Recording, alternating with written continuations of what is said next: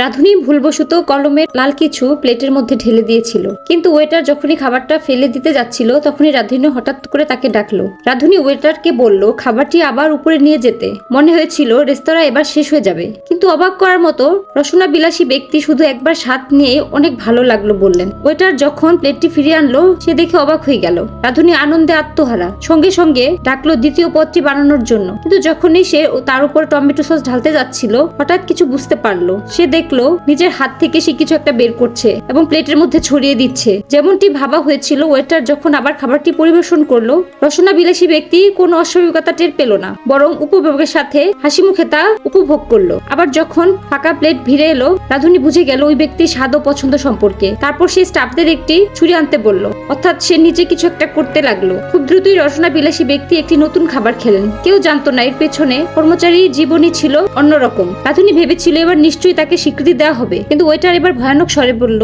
রসনা বিলাসী লোকটি অন্য কিছু চায়। কি চায় আসলে?